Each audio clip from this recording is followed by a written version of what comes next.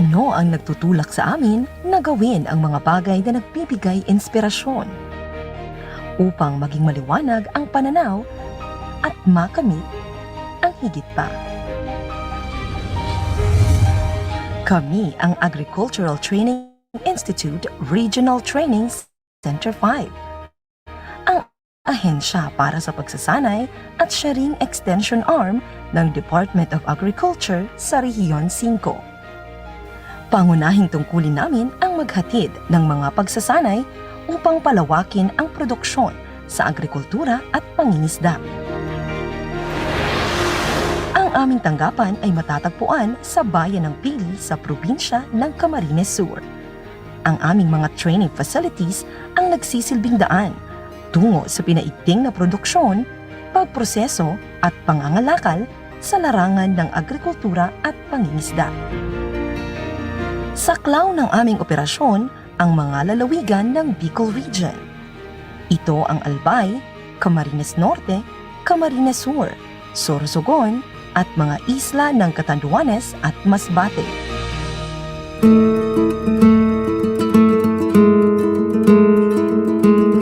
Hangarin ng ATI na patuloy na maiangat ang kapabilidad at kakayahan ng mga nasa sektor ng agrikultura at pangingisda.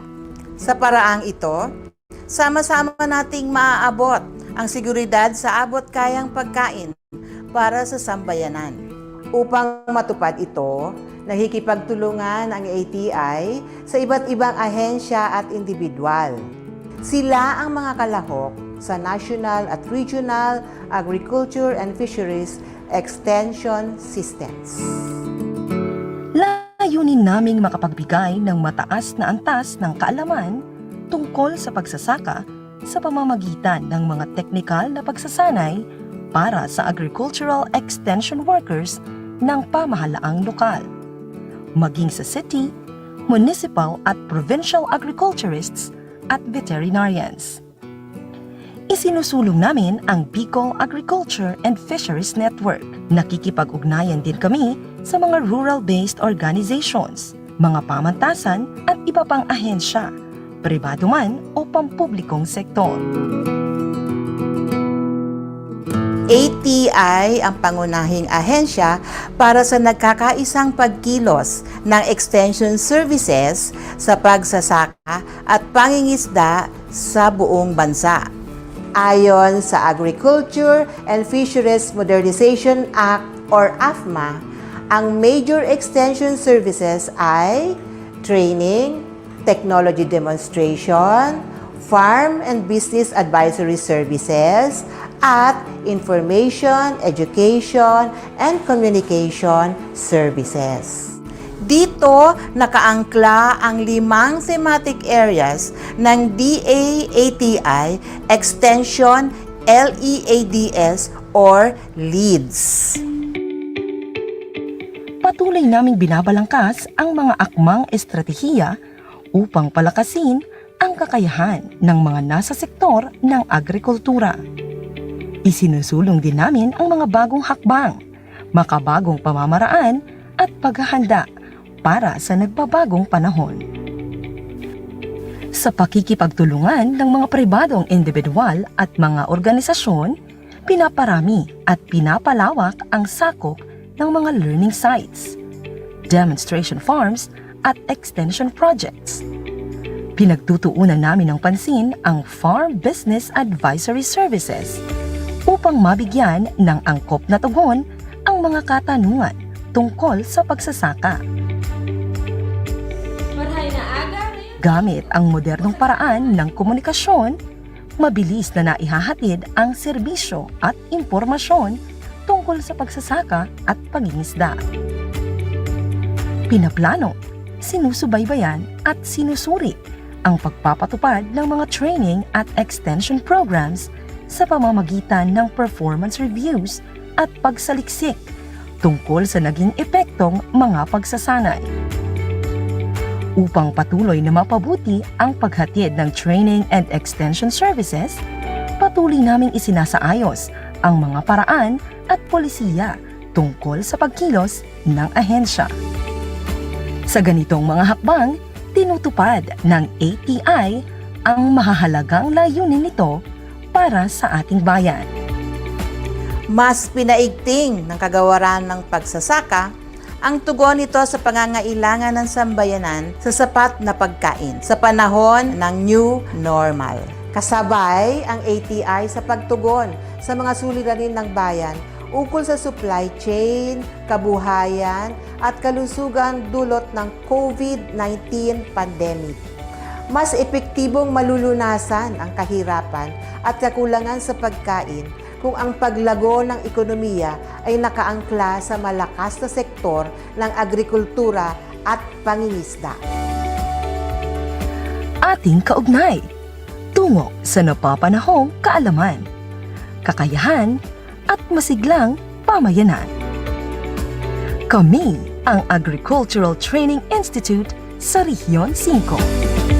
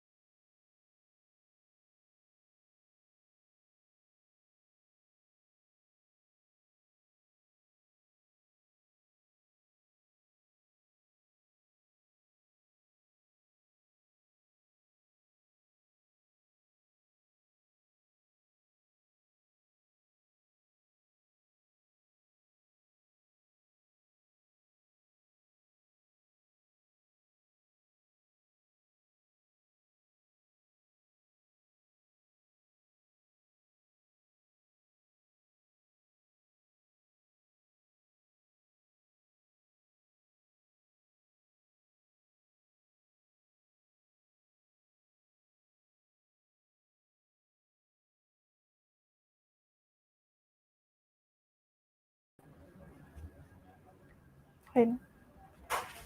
Yan, so magandang hapon po sa ating lahat. Magandang hapon din sa lahat ng sumusubaybay sa ATI Bicol #Sarabay Channel at ATI Bicol Facebook page.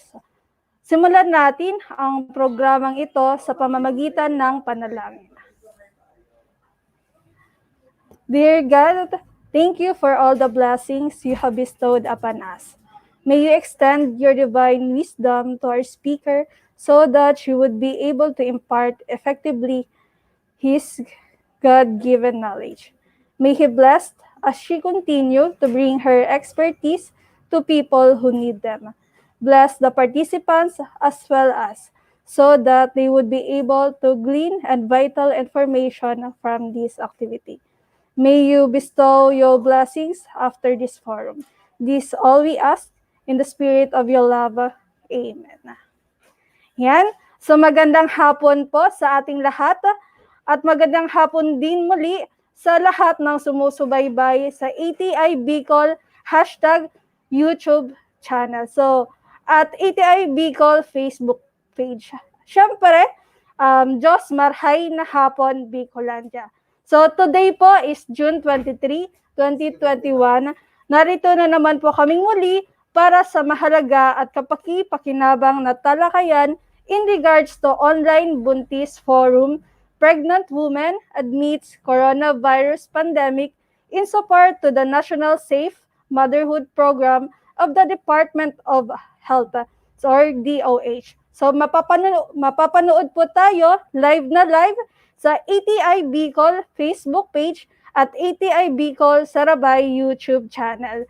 So handog po sa inyo ng Agricultural Training Institute, Regional Training Center Vibe or ATI Bicol. So sa lahat ng viewer natin sa Facebook ay inaanyayahan po na i-share ang programang ito. At sa mga sumusubaybay po sa ating ATI Bicol Sarabay YouTube channel na mag-subscribe sa aming YouTube page. Yan. So, pakinggan po natin ang mensahe mula sa aming very hands-on na training specialist 3, Doc Franklin Bell TESIP. Sir? Salamat, Judy. Magandang hapon po sa lahat ng ating viewers sa ATI Bicol Sarabay Channel at sa Sarabay Channel on YouTube. Welcome po dito sa ating pagsasanay muli, no, ang Buntis Forum. Ito pong pagsasanay na ito ay bahagi ng amin pong mandato na mag-provide ng early child care and development program sa aming mga interventions or aming mga pagsasanay. So ang tingin po namin, hindi lamang po ang mga bata ang kailangang bigyan ng mga pagsasanay, kundi ang magiging mga future mommies din. Ano po.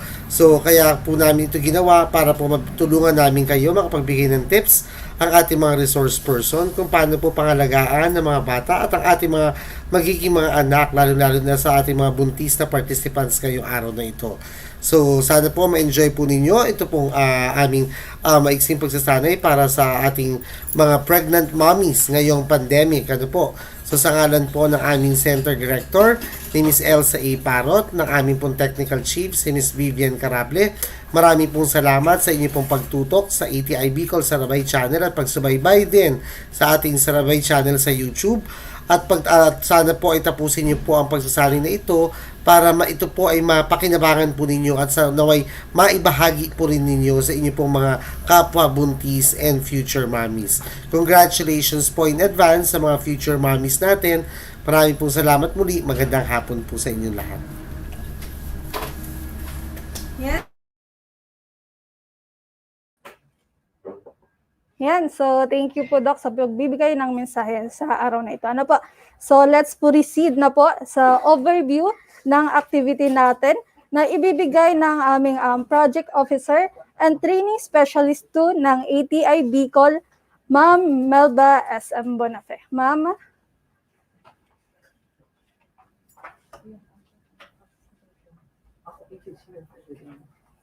Hi, Ma'am. Thank you. Sa akin po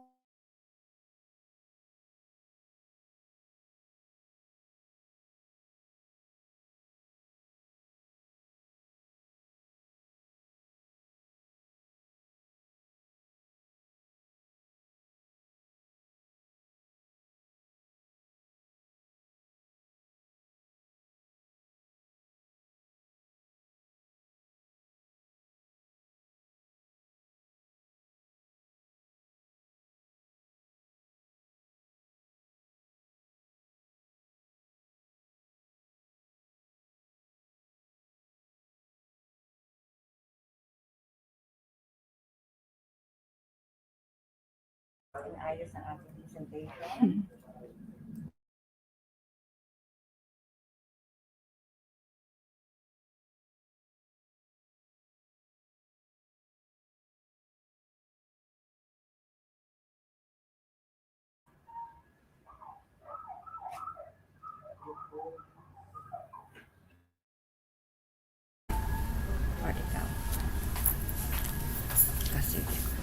So, again po, welcome sa ating Buntis Forum.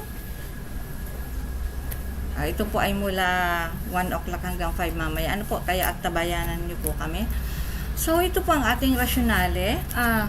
Ayon po sa World Health Organization or WHO, ang mga babaeng buntis at ang kanilang magiging sanggol, pati na rin po yung confirmed or suspected with COVID infections, ay nararapat na may bigyan ng mataas na kalidad ng pag-aalaga bago manganak, habang nanganganak at pagkatapos manganak. Dahil po ang kanilang mga positibong experiences habang buntis at pagkatapos manganak ay magbibigay ng matatag na pundasyon for a healthy motherhood. So, ang ATI Bicol po, as the primary extension arm of the Department of Agriculture, in support to the National Safe Motherhood Program ng Department of Health, ay minarapat na magkandak ng online forum na ito upang maisakatuparan ang mga layunin nito. So, ang una po nating layunin, lumikha ng kaalaman at impormasyon na magiging epekto ng COVID-19 at ang mga kaukulang hakbang na pangkalusugan para sa mga buntis. Pangalawa po, kailangan po nilang gawin ang mga hakbang na pagkakalusugan o health measures na i-discuss po ng ating mga ekspertong speakers upang maiwasan at maprotektahan ang kanilang mga sarili laban sa infection ng COVID-19. At syempre po, kailangan din natin na i-equip ang ating mga future nanays ng tamang pag-aalaga at tamang nutrisyon habang sila ay buntis at pagkatapos sa mga anak. Pati na din po ang tamang pangangalaga at tamang nutrisyon ng kanilang mga sanggol. So, ito pong ating training.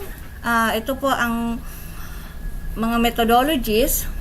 Unang-una po, nailagay na po namin ito, na i-post namin. Register by downloading the participants' information sheet stated at the teaser ad. Fill out and submit via email at sarabaytmt@gmail.com. So, nagawa niyo na po siguro ito, And together with the participants' information sheet, a resource person evaluation sheet, and feedback form which will be submitted via same email address po. So, sa sarabaytmt@gmail.com din po, So, submission of the participants' information sheet, resource person evaluation sheet, and feedback form before the end of the forum will entitle the participants a certificate of participation.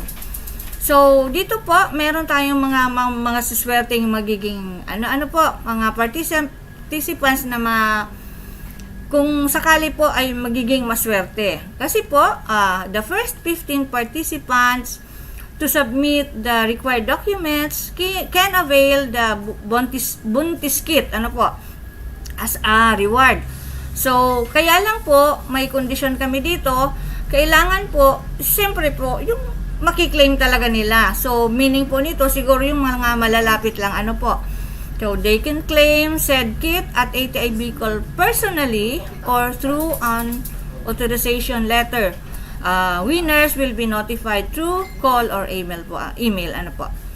So, ang certificate of participation and buntis kit may be picked up from Mondays to Thursdays at 9 to 12 noon at ATI Bicol Diversion Road, San Agustin, Pili, Camarines. So, dito po yan sa aming opisina. So, ang ating pong online attendees who cannot claim personally and those outside Bicol region may receive their certificate of participation through email or tapos po i-authenticate kung sakali po sila ay makapasyal dito. So, siyempre po, ang meaning nito, scan copy muna po. Ano po? Or maybe, kung gusto nyo pong ipadala po namin through courier, siyempre po, kayo na po ang bahala kayo po ang magso-shoulder po ng aming expenses para pagpadala sa inyo po. So, siguro po uso naman ngayon ng GCash, kung sino yung magpapadala sa amin, doon na lang po. So, ito po ang ating magiging sked. Ngayon po ay ating short opening program. Nag-overview tayo. And then, maya po, bago mag-umpisa, i-introduce na po ang ating speaker. And then, mamaya po, 2 to 3 p.m., yung ating pong mga topics, nandyan sa screen. Yun po, yung speaker natin, i-introduce maya-maya. And then, 3 to 4:30 po, topic naman po ito tungkol sa early childhood care development. May isa pa po tayong speaker. So, dalawa po ang magiging speaker natin. Don't worry po, hindi masasayang po ang inyong oras. Kasi po marami kayong mapupulot na aral, mga tips, mga guides, ideas tungkol po sa pagbubuntis at sa pakapanganak niyo po. So, yun lang po. And then sa 4:30 magkakaroon po tayo ng short closing program. So, maraming salamat po. And again, wag po kayong aalis. Tapusin po natin to. Hindi po masasayang ang inyong oras. Yan, so thank you, Ma'am Melbs. Thank you, Ma'am Melbs. Yan, so reminders lang po ng konti. So para po sa mga gustong mag-register at makakuha ng certificate, kindly download po yung participants information sheet na makikita nyo sa teaser ad po. So fill out and submit via sarabaytmt@gmail.com. So ganun din rin po yung ating resource person evaluation form and other evaluation form po. And the first 15 participants na makakasubmit yan ng ating registration form ay makakatanggap ng buntis kits as a reward. Yan. So don't forget po to like and share the activity po natin ngayon.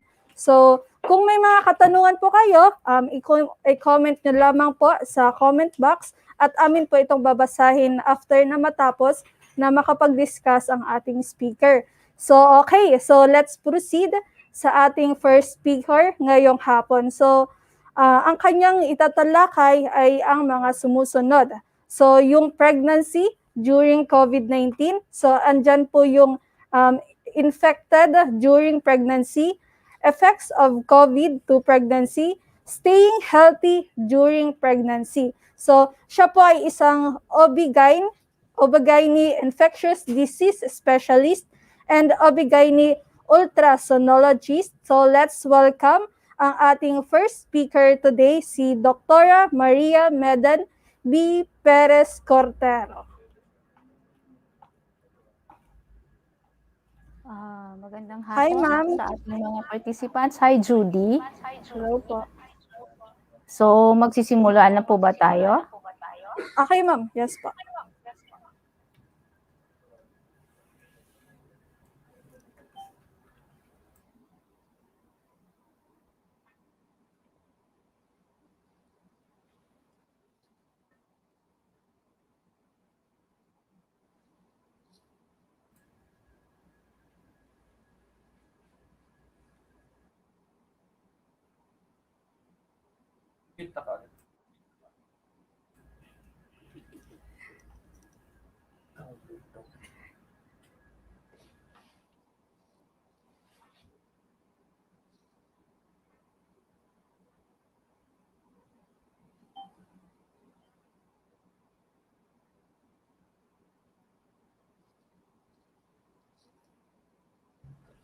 So, magandang hapon. Akin pong tatalakayin ang epekto ng COVID-19 sa pagbubuntis. Okay? Magandang hapon sa inyong lahat. Uunahin talakayin natin, ano nga ba itong COVID-19? So magre-review tayo. Ang coronavirus disease 2019, yan yung sinasabing COVID-19, ay siya yung sakit. Siya yung disease. At ang nagkakos ng sakit na to ay ang virus na tinatawag nating SARS-CoV-2 or yung Severe Acute Respiratory Syndrome Coronavirus 2. Kasi meron po tayong Coronavirus 1, yung lumabas noong 2003.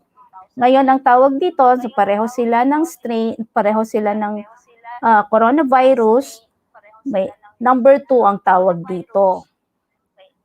So ano nga ba itong COVID-19? Nangyari ito nang simulang magkaroon ng pneumonia at namamatay sa Wuhan, China noong December 2019.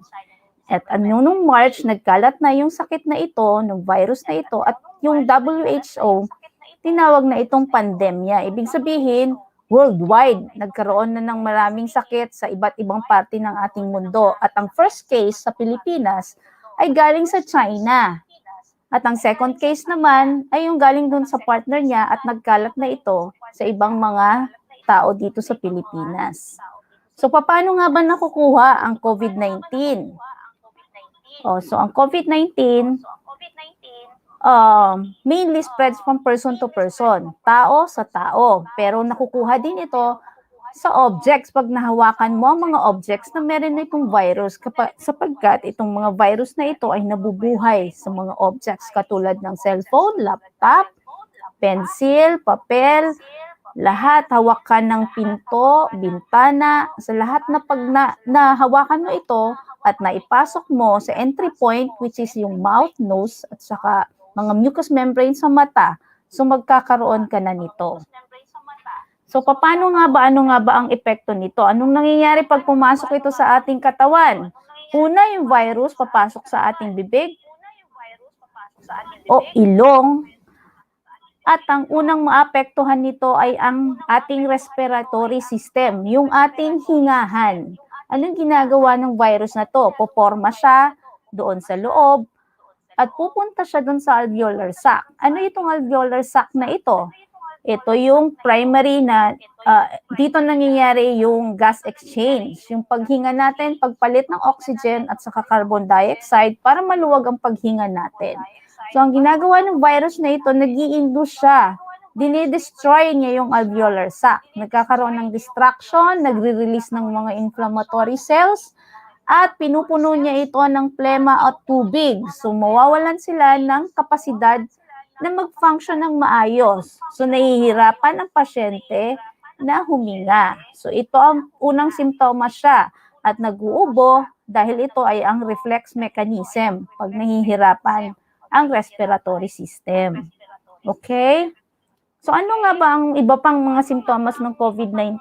Nagkakaroon tayo ng lagnat kasi merong inflammation, merong infection, ubo, paghirap paghinga, body ache, masasama ang katawan, ang pakiramdam, ulo. At ang pinaka distinguishing feature ng virus na ito ay pagkawala ng panlasa at pangamoy. Meron din tayong sore throat, runny nose, at saka pagsusuka at pagkahilo. Also, pwede rin tayong magkaroon ng diarrhea o pagtatae-tae.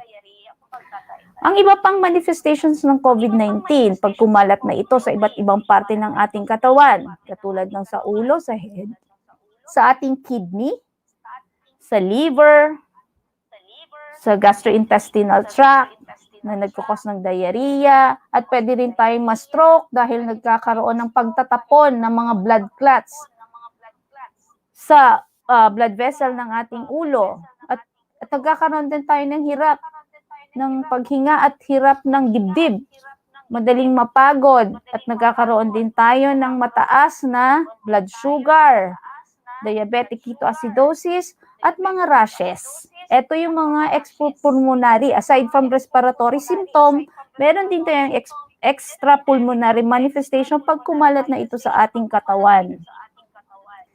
So, gaano ba katagal ang pagiging infectious natin pag nagkaroon tayong symptoms? So, inaabot ito ng 14 days. So, di ba kina-quarantine tayo ng 14 days para sapat na hindi tayo makakalat ng virus. Kina-quarantine tayo, ina-isolate tayo para hindi tayo makahawa sa mga pamilya natin at sa ibang tao.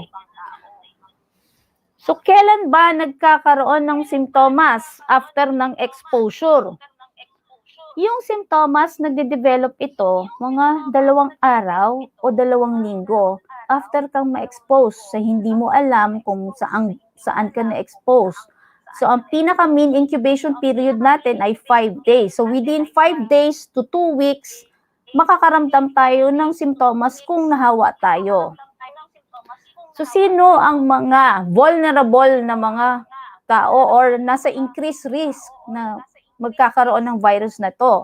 Ito ay yung matatanda, mga may diabetes, high blood, may asthma, o yung hirap sa paghinga, cancer, at ang ating mga buntis na pasyente. Bakit anong meron sa mga ito? Bakit sila ang nasa increased risk na magkaroon ng infection na mahawa? Sapagkat lahat ng mga ito ay mababa ang immune system. So madali silang kapitan dahil mababa ang panlaban nila sa virus. Okay? So, ano nga ba ang epekto ng COVID-19 sa ating mga buntis?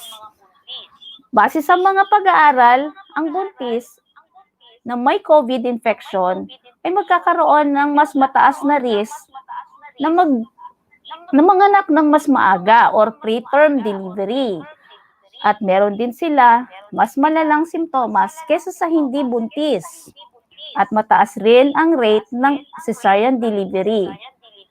At yung mga baby nila, ayan yung mga na-admit sa neonatal unit kesa doon sa mga baby na walang COVID infection ang mga nanay. So ano nga ba ang warning signs? Kailan natin malalaman na meron ba tayong COVID ang mga buntis? Pag naramdaman natin itong mga to, katulad ng paghirap ng paghinga or mabigat na dibdib, at parang natutuliro tayo na hindi natin alam magagawin natin, hindi tayo makatulog, or lagi tayong gising, or kung tulog tayo, mahirap tayong magising, tutulog-tulog, or pangingitim ng mga balat, ng lips, ng mga kuko. Yan yung mga warning signs ng COVID-19 sa ating mga mommies. So, paano mo maiiwasan ng pagkukuha ng COVID-19 kung ikaw ay buntis? Sundin lang po ang mga tips para hindi tayo magkaroon ng infection. Katulad ng paghuhugas ng kamay, maiwasan natin magpaparahawak ng ating mga bibig, ilong, yung buong mukha kung tayo ay may maduming kamay, at laging magtatakip ng ilong pag merong mga taong o kaya ikaw ay nag-uubo. At iwasan ng mga dumikit sa maraming tao at laging sumuot ng mask at face shield. At laging magpupunas, maglalagay ng disinfectant sa mga palagiang hinahawakan katulad ng pintuan, tables, at kung maaari lamang lagi po tayong nasa bahay lamang kung hindi naman importante ang ating lalakarin. Ito ang tips ng paghuhugas ng kamay ng maayos. O bago maghugas ng kamay, alisin ng mga jewelry o wag nang magsuot ng jewelry ngayong panahon ng COVID infection. Wag na tayong magsusuot ng mga jewelry kasi pampadagdag pa ito, nakakapitan ng COVID virus. So babasain muna yung kamay, maglagay tayo ng sabon at kukuskusin natin ng mga 20 seconds ang kamay, ng buong kamay. Lahat, pati sa likod ng kamay, in between ng digits ng kamay, at i-rinse ito sa running water. Tapos, pagkatapos, mag-dry up ng paper towel para maitapon ito sa basurahan. O, paano natin mapapanatili na maging healthy ngayong buntis at may pandemya? Sumunod po tayo sa recommendation ng ating mga health worker, yung mga ating mga OB, ang ating mga midwife sa health center, ang ating mga doktor, At magpabakuna ng mga naaayon sa buntis. Number 1, yung flu vaccine. Kailangan natin magpa-flu vaccine after the first trimester. Sa unang 3 buwan, pwede na tayong magpa-flu vaccine. At sa 27 weeks naman, magpabakuna tayo ng tinatawag na Tdap or tetanus, diphtheria at pertussis. Or kung sa health center, ito ang tinatawag na TD, tetanus, diphtheria at 5-6 months and pagkatapos ng mga anak. O so, lagi natin bisitahin ang ating healthcare provider or OB-GYN, midwife, sa mga recommended na appointment schedule natin. Ano ba itong appointment schedule sa buntis? Monthly, up to 7 months. Then every 2 weeks until 8 months. Then weekly until delivery or as instructed by your OB. Depende kung ano ang nakita niya na indikasyon para mas madali ang pag-check up ninyo. So, inumin ang mga nire-resetang vitamins at magpatingin kung may kakaibang nararamdaman katulad ng kaninang sinabi ko ng mga warning signs. So, ano dapat ang i-watch out natin pag nag-labor na at during delivery? Ano ang ina-advise ng mga doktor? Magtigil ng trabaho 2 weeks prior to anticipated delivery and practice strict isolation. Sa bahay na lang po tayo pag malapit na tayong mga anak. So kung ang delivery expectation natin is at 37 weeks, pwede na tayong mga anak. 35 weeks pa lang, wag na po tayo magtrabaho. Sa bahay na lang po tayo para hindi tayo mahawa at makahawa. O, magsispapascreen din tayo ng lahat ng buntis na i-admit, nagpapa-antigen test na mas maganda po magpa-antigen, COVID antigen test po tayo kahit mga asymptomatic. At ang bisita sa ospital ay ina-advise po namin ng isa lang na kada pasyente at hindi malimit na movement of pregnant patient from one area ng ospital to another para po hindi tayo mahawa ng ibang pasyente. So, paano natin ma-prevent din ang infection habang nagpapadede? So, ano ang dapat nating malaman? Ang breast milk po ay hindi na ipapasa ang breast milk sa COVID-19 sa baby. Ang pinaka-iisipin natin ay paano yung mommy hindi makapasa ng virus pag nagbe-breastfeeding. So if you have COVID-19, kung kinitest ka dahil meron kang respiratory symptoms, kailangan natin gawin itong steps para hindi natin maipasa sa mga baby natin. Ano itong mga ito? So number 1, maghugas tayo ng kamay bago natin hawakan ng baby at may face mask habang nagbe-breastfeeding. And pag nagpa-pump ka ng breast milk, hugas ng kamay ulit before touching yung pump and bottle parts. And then, kung pwede, kung meron kang infection, yung iba ang magpapadede, hindi ikaw. So, kailangan ba ng bakuna ng mga buntis at nagpapadede sa COVID-19? Ano ba ang recommendation ng ating mga eksperto dito? Sang-ayon sa CDC, kailangan mong i-offer yun sa pasyente. Sila na lang ang magdidesisyon. Kasi sa totoo lang po, wala pa tayong studies kung ano ang effect nito sa buntis. Kasi yung ginawang mga studies ay hindi buntis. Pero ang recommendation nila na kung ang buntis ay nasa high-risk population, katulad ng kung ang buntis ay health worker, kailangan po silang bakunahan. Opo? So safe ba itong vaccine na ito pag binigay sa pregnant women? Wala po tayong direct evidence na safe ito sa buntis. Pero ang alam natin, wala naman theoretical evidence ng harm doon sa mga nabakunahan. So wala tayong reason na iisipin na harmful ito sa mga buntis kasi wala namang laman yung vaccine, lahat ng vaccine na harmful sa pregnancy theoretically. So the best evidence for pregnant women suggests that ang pagbabakuna ng COVID-19 ay mas safe kesa wala tayong bakuna at mahawa tayo magkaroon ng COVID-19. Okay po? So, ang COVID-19 ba ay safe? There is no indication that COVID-19 vaccines are harmful or damaging to women who are breastfeeding or their infants.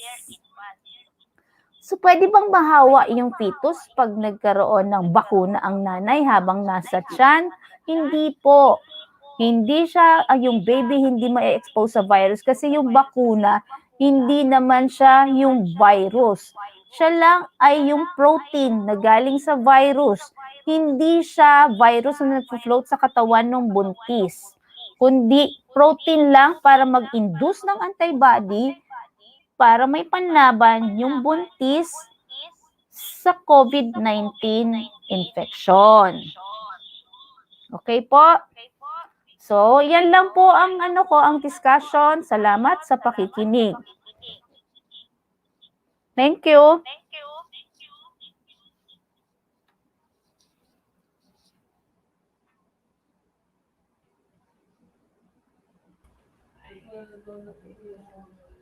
So, yan ma'am. So, thank you po sa iyong discussion. May mga katanungan po ba tayo? So, maybe later na lang po. So, after ng second speaker po natin.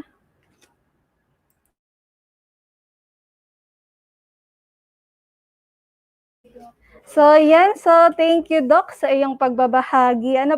Tungkol sa kung paano natin masusolusyonan or yung marireduce yung risk sa mga buntis ngayon.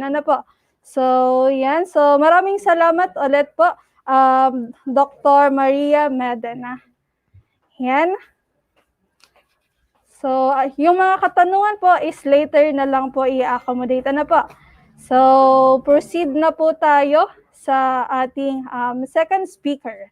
So, siya po ay nutritionist, dietitian 2 ng Department of Health sa Provincial Capital Complex, Cadlan, Pili, Camarines Sur. So, ang i-discuss po ni ma'am, yung the first 1,000 days of your baby and yung introduction to young and infant child feeding. So, walang iba kundi si Miss Marilyn T. Candelaria. Hi, ma'am. Hello po. So, magandang hapon po sa inyong lahat. Good afternoon Magandang hapon po, Mama. Miss Judy. Hi po. So po, sige po, proceed na po siguro tayo sa ating discussion po.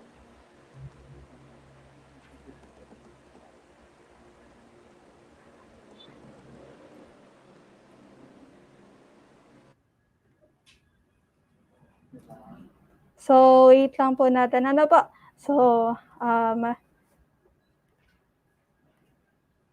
inaayos lang po yung presentation.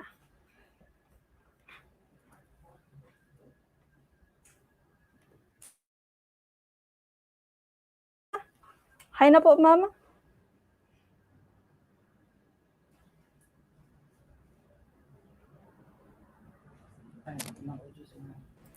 Ano nga ba ang Ma'am? early childhood? Okay na po? Okay ano na, nga ma'am. po ba Go po. ang early childhood care and development? Sige, next slide po.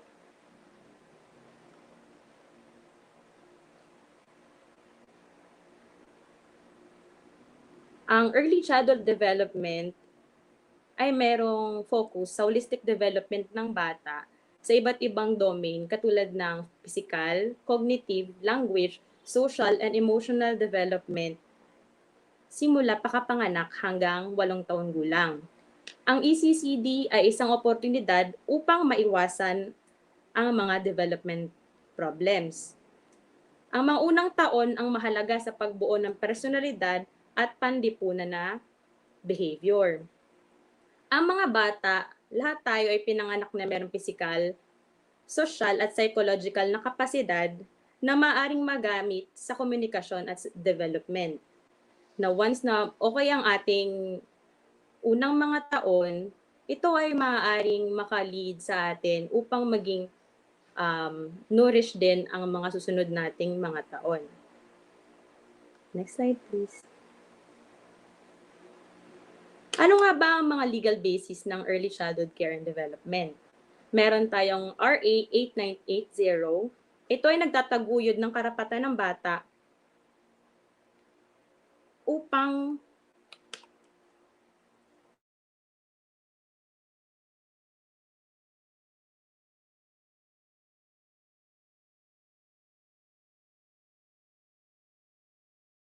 taguyod ng mga karapatan ng bata.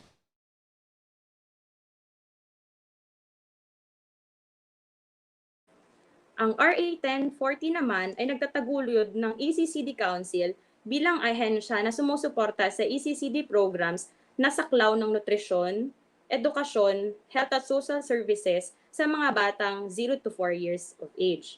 Ang RA 11148, ang Kalusugan at Nutrisyon ng Magnanay Act, ito naman ay nakafocus sa mga nutritionally at pregnant women at mga nagpapasusong ina. Next slide po. Ano nga ba ang first 1,000 days? Ang first 1,000 days ay simula nung nagbuntis na ang total niya ay 270 days, 365 days, 12 months of age, and ang 365 days naman ay 13 to 24 months. Kaya siya tinawag na first 1,000 days. Ano nga ba ang first 1,000 days? Ang first 1,000 days, ito ay simula nagbuntis hanggang unang 2 taon ng buhay. Ito ang tinatawag na golden window of opportunity. Bakit nga ba siya tinatawag na golden window of opportunity? Itong first 1,000 days na to, ito ay ang oportunidad natin upang mabigyan ng nourishment ang mga anak natin para ma-achieve nila yung full potential sa iba't ibang aspeto ng development.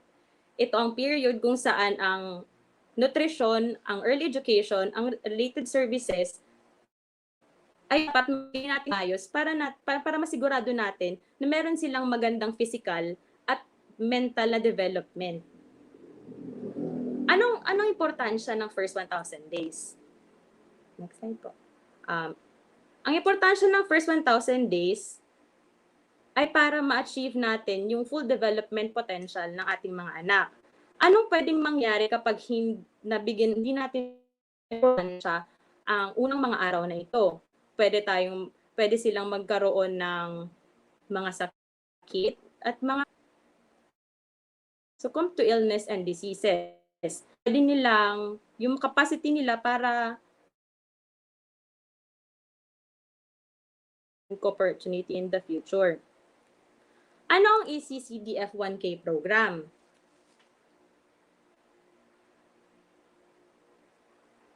Ang ECCD F1K program ay sinusulong ito ng National Nutrition Council of the Department of Health.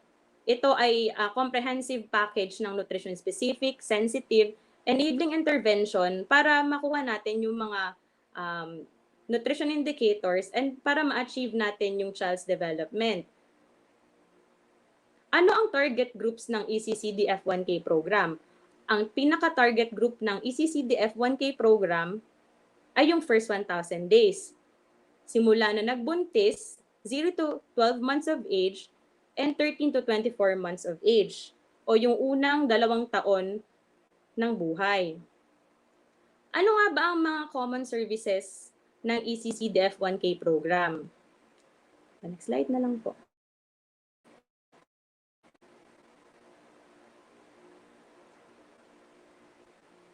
Itong mga serbisyo ng ECCD F1K program ay available sa lahat ng barangay po natin. Una, promotion of infant and young child feeding including complementary feeding. Sa ating barangay, meron tayong mga nutritionist dietitian deployed. Sa katulong nila ang mga barangay nutrition scholar at barangay health workers, sila ay nagbibigay ng nutrition education or mother's class para mabigyan tayo ng sapat na kaalaman tungkol sa infant and child feeding and especially ang pagbibigay ng complementary feeding. growth monitoring. Meron tayong height monitoring na ginagawa din ng ating mga barangay health workers at barangay nutrition scholar, lalo na sa unang quarter ng taon na tinatawag natin na Operation Timbang. Vitamin and nutrient supplementation such as vitamin A and as well as the micronutrient powder. Child-minding services and monitoring of development milestone and linkage with livelihood opportunities. Ano ang objective ng F1K program na ito? Una, upang mabawasan ang prevalence ng nutritionally at-risk pregnant women.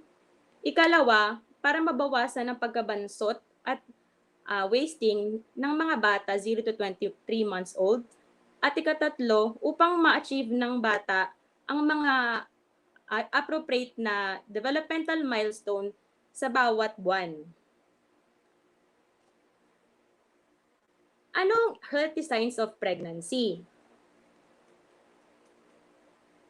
Normal increase in weight. Ito ay depende kung ilan yung initial na, yung pinakaunang timbang mo simula nang nagbuntis ka.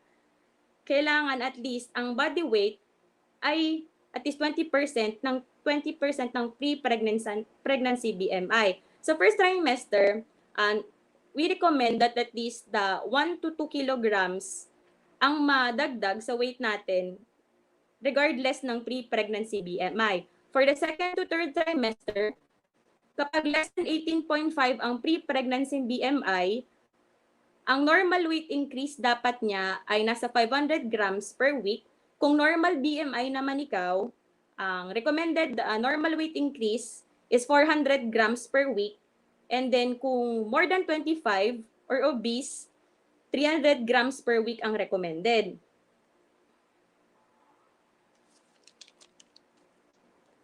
Ang nutritional needs ng isang babae ay mas malaki kapag buntis. Kaya nararapat na kumain ng wasto at maayos. Ang magandang nutrisyon habang nagbubuntis ay makatutulong sa development sa sinapupunan. Kaya mainam na kumain tayo ng maayos habang tayo ay buntis. Healthy signs of pregnancy, absence of illness, absence of paleness.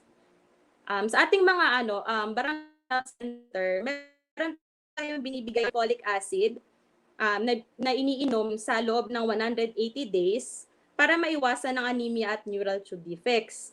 Ang neural tube defects, ito ay nangyayari sa unang buwan ng pagbubuntis. Ito ay birth defect ng spinal cord at ng brain. Physical active, normal urination, absence of pain.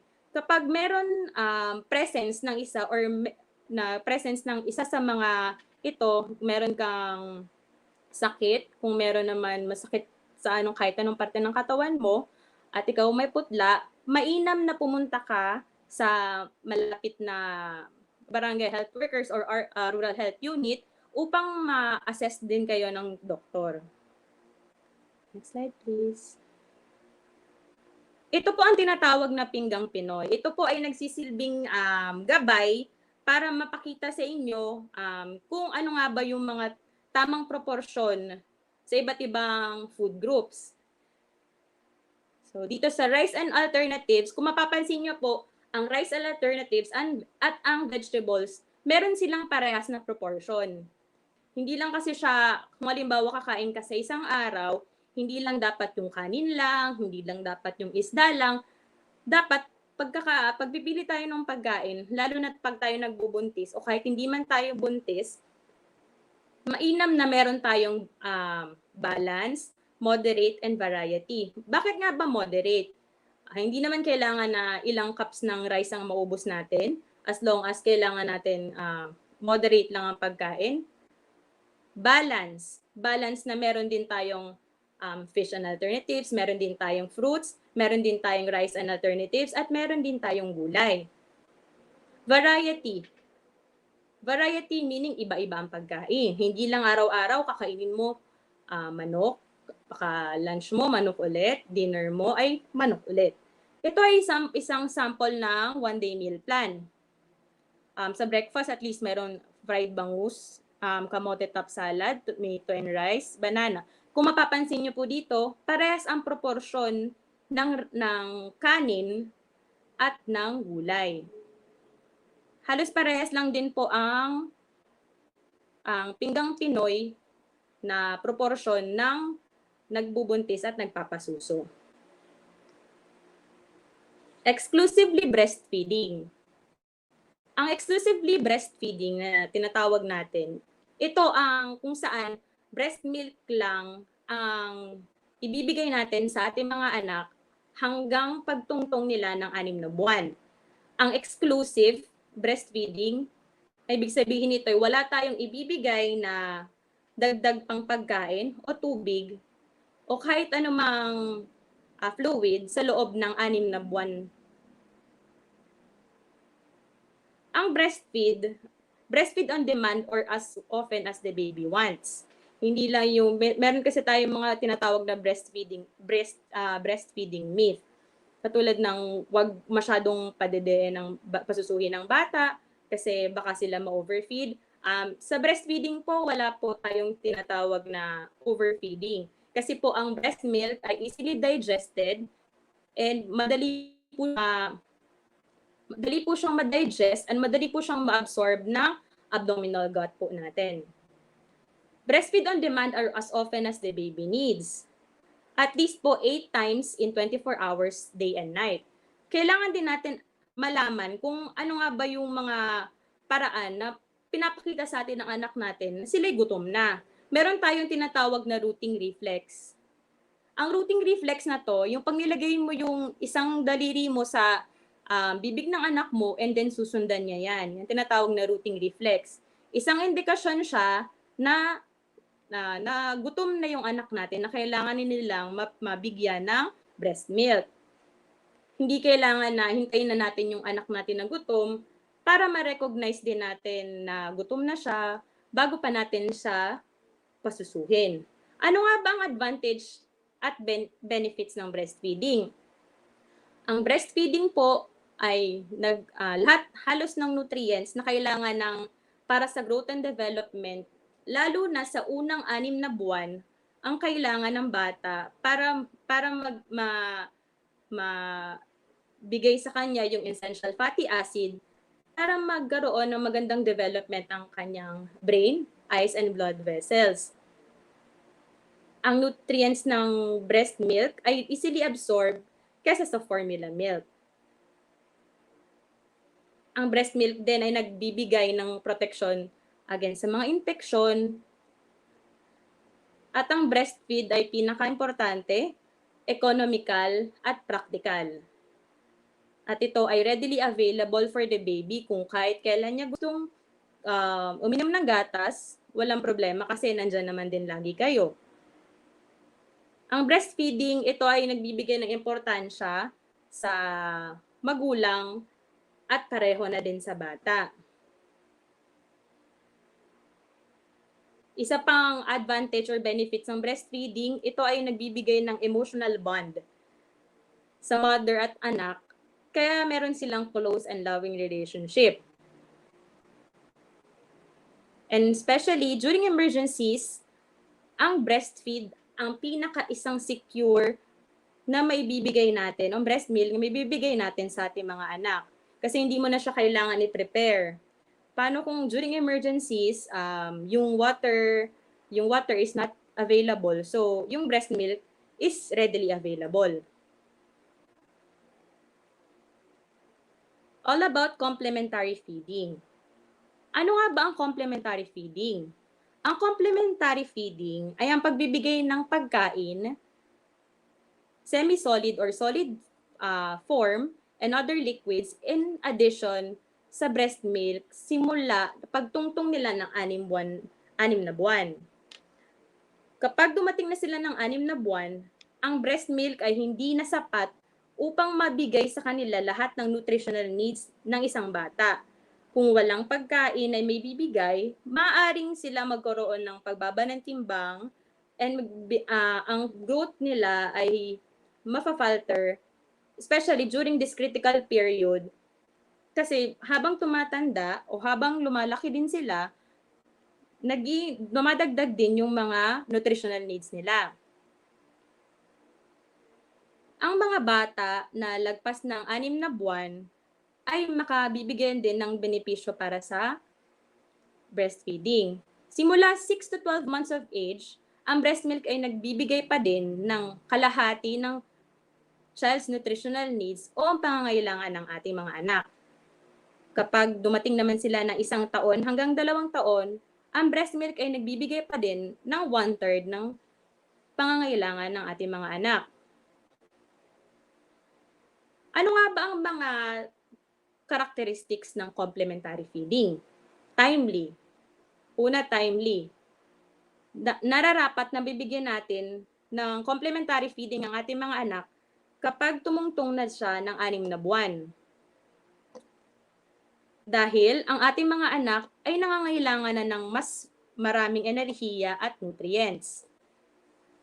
Kung papakainin naman natin sila or bibigyan din natin sila ng complementary food ng mas maaga, parang pinalitan na nila yung breast milk, at ang pwedeng mangyari nito, magkakaroon sila ng low nutrient diet. And pwede din ma-increase yung risk ng illness dahil makukulangan sila sa mga antibodies na binigay ng breast milk. Pwede din siyang mahirapan mag-digest, pwede din mag-cause ng allergic conditions, and pwede din mag-increase ng risk para mabuntis ulit ang nanay. Kung bibigyan naman natin sila ng complementary food na sobrang late na, maaring mag-cause siya ng malnutrition at nutrient deficiencies dahil hindi na sapat ang breast milk sa kanilang edad. Adequate. Complementary food ay dapat maibigay sa tamang dami, tamang texture, and tamang consistency para ma-cover nila yung nutritional needs ng growing child habang nagpapatuloy pa din ang ating pagpapasuso. Properly fed. Ang complementary foods ay binibigay in response ng child's needs of signal of hunger. Ang frequency o dalas ng pagkain, kung paano papakainin ay nakadepende pa din kung ilang taon na din sila. Safe. Ito ang pinaka-importanteng characteristics ng complementary feeding. Kagaya nga ng sabi ni Doktor kanina po, ni Dr. Cordero, kailangan bago mag-prepare ng complementary food or kahit anuman, kailangan natin hugasan ng ating mga kamay. Ang pagkain ay dapat na ipahanda sa safe manner para ma-prevent natin yung mga diarrhea and ma-minimize natin yung risk ng contamination. Ang pagkain ay dapat hygienically stored and prepared, fed with clean hands using clean utensils. Introducing complementary food. Excited po. Ano ang component ng good complementary food? Una, ang component niya ay ang staple or starchy food. Ano ba ang mga staple or starchy food? Ito ay ang paborito nating kanin, paborito nating mais, patatas, kamote. Ito ang mga pagkain na nagbibigay ng enerhiya sa lahat ng ating katawan. Protein-rich food ang mga pagbibigay sa atin upang tayo ay lumaki at ito ay mabuting sources ng alangan ng ating katawan. Ito ay katulad ng pork, beef, chicken, fish, meat, and eggs. Next slide po.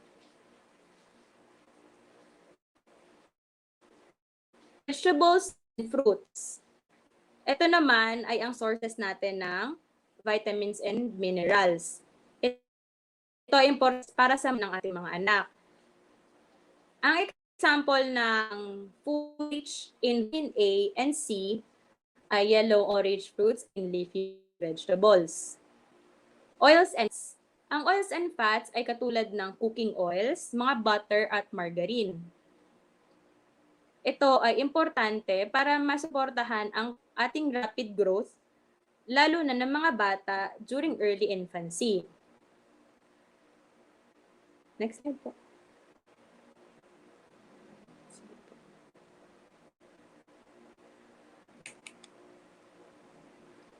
Next slide po. Feeding recommendations according to age.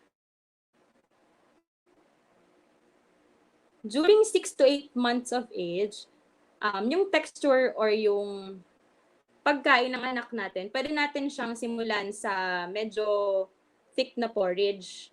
Yung kapag tinilt natin o inikot natin yung kutsara, talagang didikit yung kanin. Ibig sabihin nun, mataas siya sa enerhiya. Gano'n nga ba kadalas dapat pinapakain ang 6 o 8 buwan na bata? 2 to 3 meals per day, 2 o hanggang 3 beses sa isang araw. Kasama na din doon yung madalas na pagpapasuso. Gano'n nga ba karami? Pwede tayong magsimula sa 2 hanggang 3 tablespoon per feeding, saka natin siya dagdagan gradually hanggang yung isang cup, makalahati niya na. Next slide po. Next slide po. Okay, next slide po. For 9 to 11 months, pwede na tayong mag-introduce ng mga mash food and yung mga kayang mahawakan ng mga anak natin. Gano'n siya kadalas dapat? At least 3 hanggang 4 na beses, araw-araw. Samahan pa din natin siya ng madalas na pagpapasuso. Ito ay depende sa appetite ng anak natin. Pwede din tayo magbigay ng 1 hanggang 2 snacks kada araw. Gano'n ba siya karami? Dapat at least kalahati ng 250 ml na bowl o isang kalahating bowl po. And then kapag 12 to 24 months of age naman, pwede na natin silang bigyan ng family foods o yung mga food na kung anong kinakain natin, yun din yung kinakain nila. Pwede din ng mga chop pa din or mash pa din. Gano'n ba din siya kadalas? At least 3 to 4 meals per day, plus frequent pa din po ang ating pagpapasuso, and depende din sa appetite ng anak natin, pwede na lang magbigay ng 1 o 2 snacks kada araw. Gano'n ba siya karami? At least 3/4 to full 250 ml cup or bowl. Next slide po. Preparing complementary foods for babies. Next slide po. Ito na po yung sinasabi ko earlier na dapat hindi siya gaanong malabnaw, dapat medyo thick siya para if ever man na natin yung spoon, mag-stay pa din siya sa spoon. Ito ay indication po na ang pagkain na yan ay magbibigay ng mas maraming enerhiya sa ating mga anak. Next slide po. Ang proper hygiene during food preparation ay kailangan rin para maiwasan natin yung diarrhea.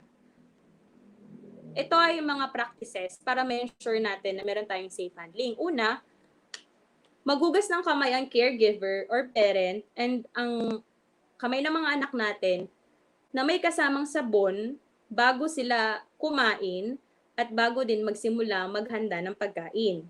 Kailangan malinis din ang mga cups and bowls na gagamitin ng ating mga anak. Kailangan marinis din lahat ng utensils sa paghahanda at sa pagbibigay ng pagkain. Kailangan na mai-serve din agad ang pagkain na after natin ito may prepare and kailangan ma-store din ito ng maayos na kung pwedeng gamitin pa po. Anong iba't ibang method sa paggawa ng complementary food? Meron tayong mash. Na natin siyang i-mash, madurugin gamit ang fork. Ang example po nito ay papaya, potato, and boiled egg. Slice or chop na maliliit po. Pwedeng gamitin ang kutsilyo. Katulad ng carrot at malunggay. Scrape. Pwede siyang gamitin ng spoon. Banana, mango, melon. Example po. And flake. Ang flake po, para po yun sa mga meat products po natin. Spoon, fork, and Sample food items po natin ay fish, chicken, pork, beef, and iba pang meat products po. Pound, mortar, and pestle. Ito, example po ay peanut, mung beans, sweet potato, and dilis. And grind, kung meron po tayong food processor, yung mga bigas, at mais. At munggo po natin at dilis din. Next slide po. Ang mga pagkain na thick or yung tawag natin na example nun ay lugaw, enough to stain the spoon, ito ay magkakapigbigay ng mas mataas na enerhiya sa ating mga anak. Ang lumalaking bata ay kailangan din nila ng mas increase na amount ng food para ma-sustain nila yung energy and ang mga nutrient nila. Meron tayo iba't ibang method sa paghahanda ng complementary food. Katulad ng pag-mash, katulad ng slice and chop, yung pag-scrape, pag-flake, pag-pound, and pag-grind. Feeding time is learning. Alam ko po marami pong nahihirapan ng mga magulang at caregiver kung paano nga ba dapat pakainin ang ating mga anak. Meron tayong tinatawag na responsive feeding. Ito ay tinatawag din tong active feeding.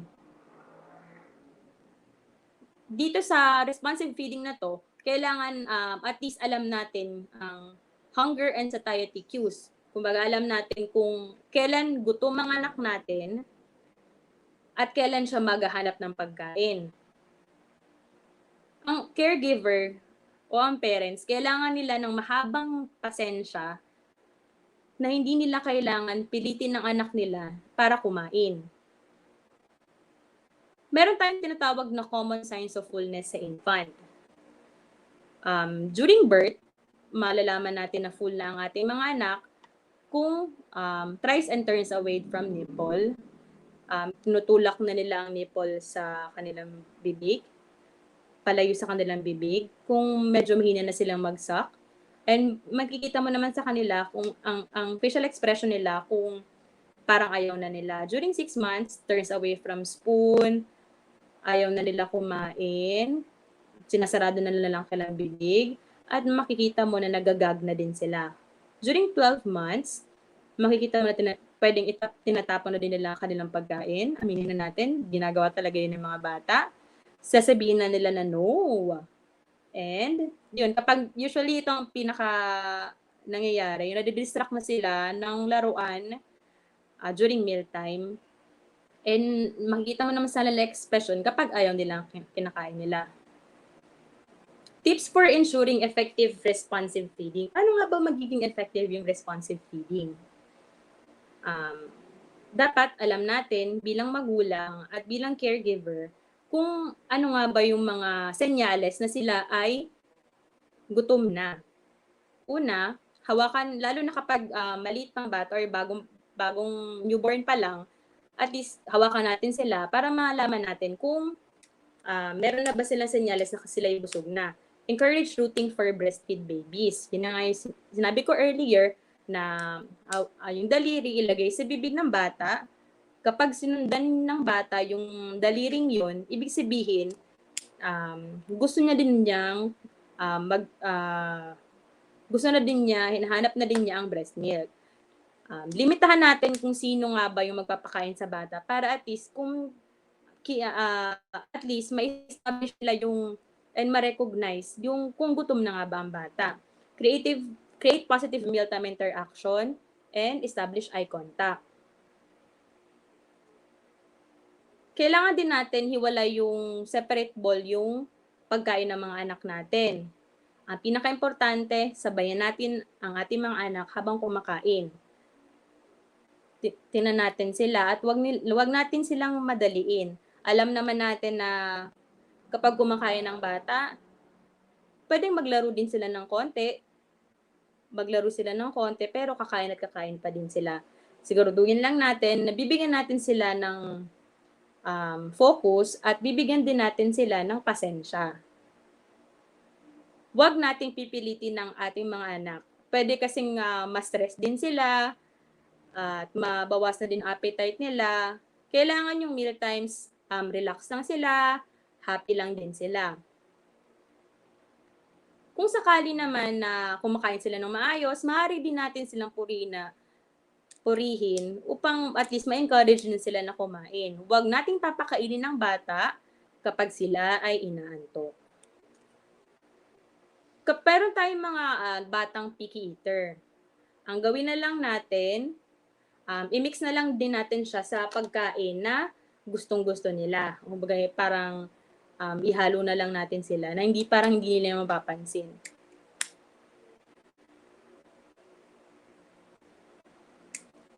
Pwede din natin gamitin yung mealtime para magkaroon tayo ng learning time, especially pangalan natin yun kung ano nga bang utensils to, kung anong pagkain to, kung anong kulay to. And hayaan natin ang anak natin na kumain ng mag-isa para magkaroon sila ng co-coordination, and motor development. Next slide po. Ano nga ba ang kahalagahan ng immunization? Ang lahat po ng Rural Health Unit ay merong immunization schedule. Ang immunization ay makakatulong upang maprotektahan ng ating mga anak sa iba't ibang sakit na pwedeng makadulot ng physical disability at even death. Ito ay makatutulong upang mabigyan ng normal growth and development. Ang immunization po, meron pong binibigay ang health centers and lahat ng barangays na mother and child book. Ito pong mother and child book na ito, nandito po lahat ng schedule ng vaccination simula pakapanganak hanggang 1 taong gulang. Meron pong binibigay na libre ang health centers nito. Vitamin A supplementation. Vitamin A is one of the essential vitamins. Ito ay nakakatulong sa vision and eye health and lalo na sa immune system at bone growth. Ang vitamin A ay binibigay kapag dumating na ng 6 na buwan, binibigyan sila ng 100,000 IU. Kaya kung mapapansin nyo po, maraming mga barangay health workers, ang barangay nutrition scholar, naglilibot at nagbibigay ng vitamin A sa mga bata. Meron silang monitoring na tinatawag. And sa mga succeeding doses niya naman, binibigay na siya ng 6 na buwan every 6 months hanggang dumating siya ng 59 months old. Micronutrient powder supplementation. Ito ay merong 15 essential vitamins and minerals na binibigay ng single sachet, and ito ay pwedeng idagdag sa mga pagkain. Ito ay dapat dinadagdag hindi bago lutuin ang pagkain, kundi kapag luto na ang pagkain. Kasi maaaring mawala yung mga nutrients kapag in-add po natin siya ng before and during food preparation. Ito ay binibigay kapag nagsimula na mag 6 months ang ating anak na nilalagay ito sa semi-solid food. Hindi po ito nilalagay sa mga liquid or mga liquid foods kasi po ang balance po niya, micronutrient powder pupunta sa cup, and then doon na mawawala na din yung micronutrient powder. Nandun siya. Ang recommended amount po nito ay 6 to 11 months sachet to consume na pwedeng ma-consume sa 6 months, and for children 12 to 3 months 60 sachet every din po. Deworming. Ang worming tablets ay binibigay po sa mga bata pag sila ay 1 taon na, at ibiba din po ito gadaanin oral health. Simula po ng 6 na buwan, kailangan ma-assess na din siya ng ating mga oral health or mga dentist natin upang hindi mabawasan yung mga dental caries. Kasi caries, kapag depende sa ating mga anak, kapag ang diet ng ating anak ay rich in sugar-containing snack, malaki ang chance na magkakaroon siya ng dental caries na pwedeng maging cause ng tooth decay o pagkasira ng ngipin. Kailangan meron din tayong regular dental check-up every 6 months, and regular toothbrushing at least twice daily pagkatapos kumain and bago sila matulog.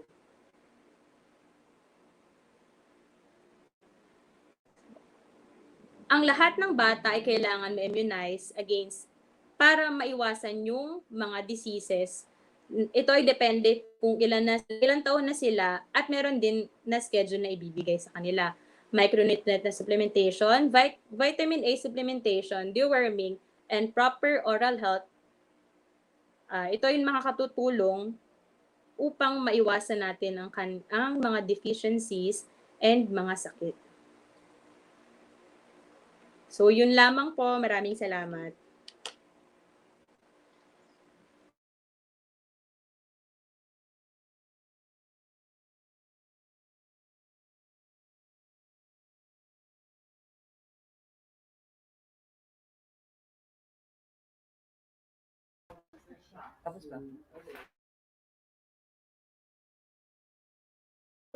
Yan, so thank you, ma'am. Umalis na ba si mama? Di ba man? So, ma'am, may question po dito sa ating ATI Facebook page. Ano po? From Leslie Medina Pascua. So, sabi niya po is, however, if the baby is not yet ready to take solids nung 6 months old siya, pwedeng i-delay. How to know if the baby is ready na? Or can sit alone, can grab and hold foods po Yeah, ma'am, question po from Leslie Medina Pascua.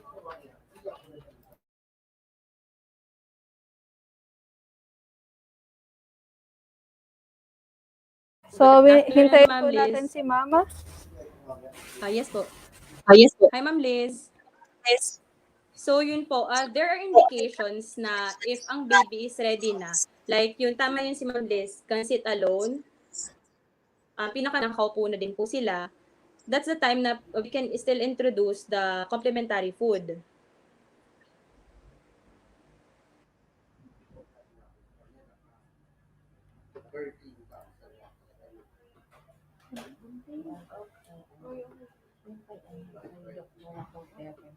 So, yan. So, thank you, ma'am. And, kanina po is nag-discuss si ma'am, si Dr. Cortero. Ano po? So, ma'am, may question po dito si Ma'am Julieta Mable.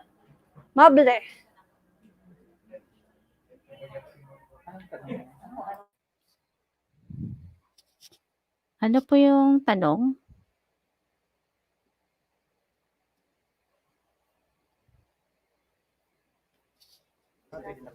Ma'am Julieta, pwede na po kayong mag-questions kay Ma'am Cortero. So, hindi po kasi nakastate kung ano po yung question niya po dito. So, sinabi niya lang po kung ay may questions daw po siya. Ma'am Julieta, ano po yung tanong mo po? Yes po.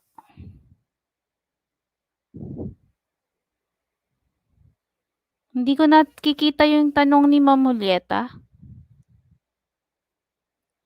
So, later, ma'am, baka mag-chat ulit po si Ma'am Julieta.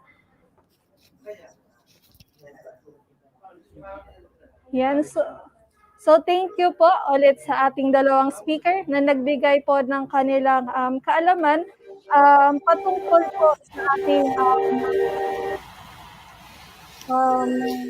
forum po ngayon regarding sa Buntis Forum. Ano po? So, ma'am, ayun na po yung tanong ni Ma'am Julieta.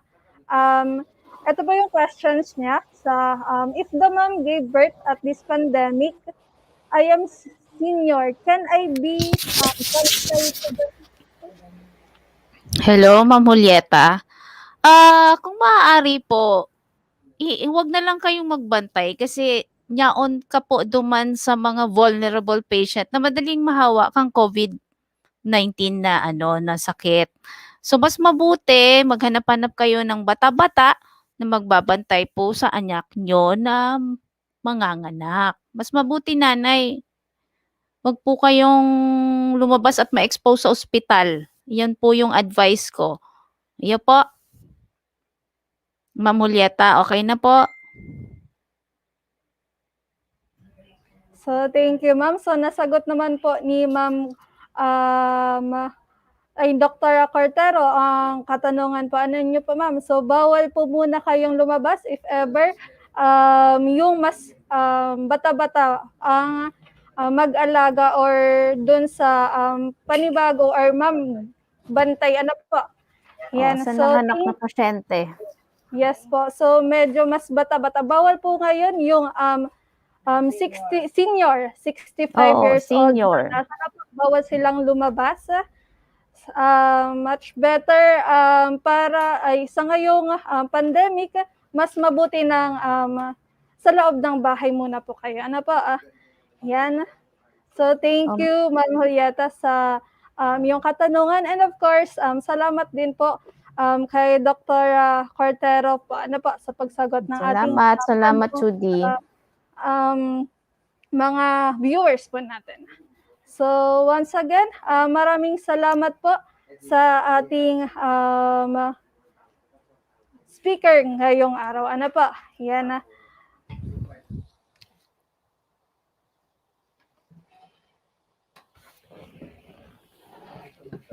Yan, so inaanyayahan po namin kayo habang nandito pa ang ating mga speakers. Kung may mga katanungan po kayo, so just i-comment nyo lang po sa ating comment box dito po sa ATI Bicol Facebook page and also po dun sa ATI Bicol Sarabay YouTube channel. Ano po? So may mga willing po kami and open po kami sa mga katanungan nyo po.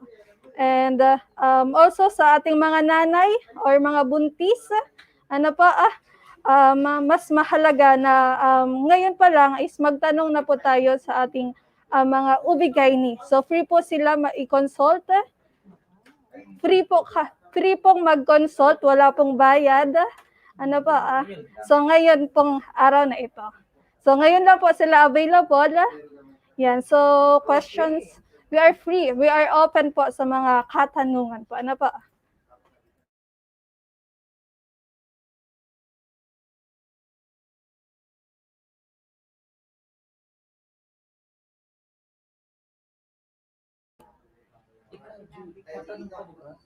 Mama, ako na lang po, ma'am, yung magtatanong. Ano po, siguro kay Miss Marilyn. Ay, sige, kay Ma'am Cortero na lang po. Ano, ma'am? Ma'am, may katanungan po ako. So, based po kasi, ano yan? Ma'am Doktora, so, totoo po ba, Ma'am Doktora, na once daw yung buntis, blooming, babae daw po yung magiging anak niya po? Judy, wala tayong basihan dyan na yung babae at lalaki, pag blooming ang buntis ay babae siya, pag hindi ay lalaki siya. Ang talagang makakapagpasabi sa atin kung lalaki at babae siya sa habang nagbubuntis ay ang ultrasound. Yan yung definite diagnostic procedure para malaman natin kung babae at lalaki talaga siya. Hindi yung kaanyuan ng buntis. Okay po? Minsan kasi yung paglalaki yung anak, yung ang predominant na hormone na is yung testosterone. Medyo nangingitim-ngitim pero depende yon sa reaksyon ng buntis sa pagbubuntis niya, sa reaksyon ng nanay sa pagbubuntis niya. Meron namang lalaki ang anak pero wala namang hyperpigmentation na nangyayari sa katawan niya. Meron naman babae ang anak pero grabe ang hyperpigmentation. So wala po talaga tayong basihan na isabihin natin na pag blooming ay babae. At ang pinakamaganda niyan ay ang ultrasound. Makikita doon ng 99% kung lalaki o babae. Thank you. Oh, thank you, ma'am. Okay po. So, ma'am, meron pa po tayong gustong itanong from Laika Paladan po. So, ma'am, ilang months po ba pwede na bigyan ng water si baby? So, ilang months po ba? So, i-repeat ko lang, ma'am, ilang months po ba pwede na bigyan ng water si baby? Hanapon ko si ano. Hello, ma'am? Sa akin po ba yan? Opo. Sa akin po ba yan? Ah, mas maganda po bigyan natin ng exclusive breastfeeding po kasi ang suggestion from birth to 6 months. Tama po ba dun sa lecturer natin na nutritionist? Exclusive Yes, Doc. breastfeeding Yes, Doc. from 0 to 6 months, then from 6 months pwede na natin bigyan ng mixed feeding. Tama po ba si ma'am? Yes po. Yes.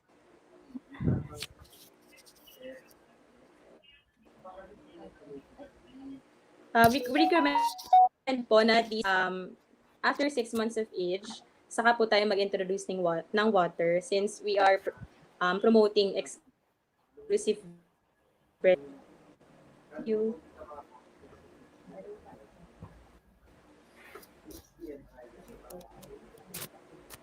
Ma'am, may questions pa po dito from Leslie Medina Pascua. Ano po? So, Ito. is it Si okay po Leslie. bang magpasuso kahit buntis? So, siguro ma'am, Sa akin po iyan. Ma'am Leslie, sa pregnancy kasi nasusuppress yung milk production natin, 'di ba? Pero minsan meron, pero hindi po advisable na magpapasuso tayo pag buntis kasi nag-i-induce 'yon ng contraction. Pwede po tayong mag-preterm labor dahil sa pagpapasuso habang buntis. Pwede natin mailaglag 'yon kasi titigas yung matres mo. Pag nag-breastfeeding kasi mai-induce yung tinatawag nating oxytocin. Apo. So, hindi po advisable na magpasuso. Mag-stop na po ng pagpapasuso. I-wean off na natin yung baby sa pagpapasuso. So, habang nagbubuntis tayo ng panibagong baby na naman. okay, Ma'am Leslie. So, nasagot na po ba yung questions niyo po? So, hindi po pwedeng magpasuso habang po kayo ay nagbubuntis. Yan. So, may mga katanungan pa po ba para sa ating mga viewers? So, habang andito pa po ang ating speaker, si Ma'am Marilyn Candelaria at si Doc Cortero. Ano po?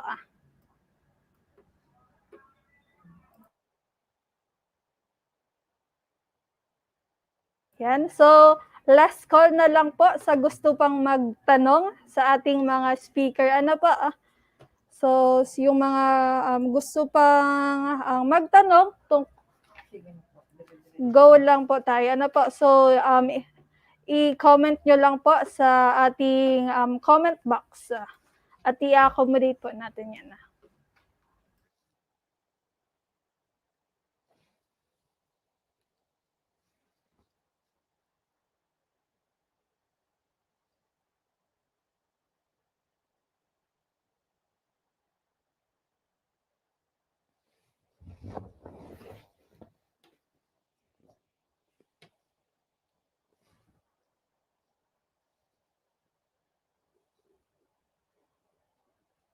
So, siguro naman po is wala na pong magtatanong. Ano po? Okay na?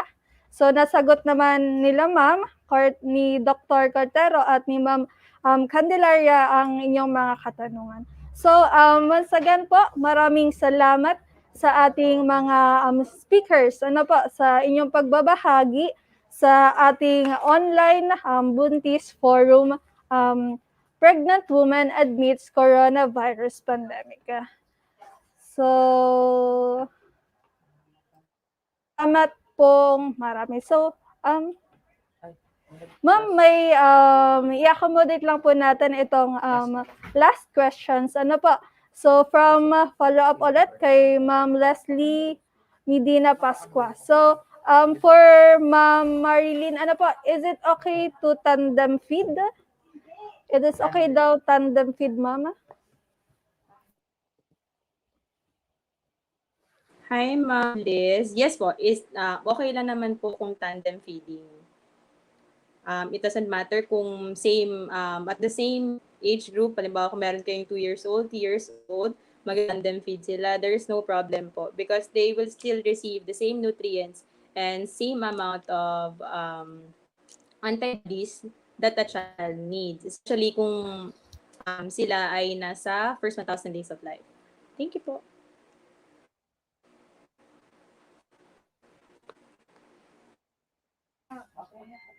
Yan, so thank you ma'am. Once again, pasalamatan po natin muli si Dr. Cartero at si Ma'am Candelaria sa kanilang pagbibigay or pamamahagi ng kaalaman. Ano pa? So, yan konting reminder lang po kindly submit na lang po yung registration form sa aming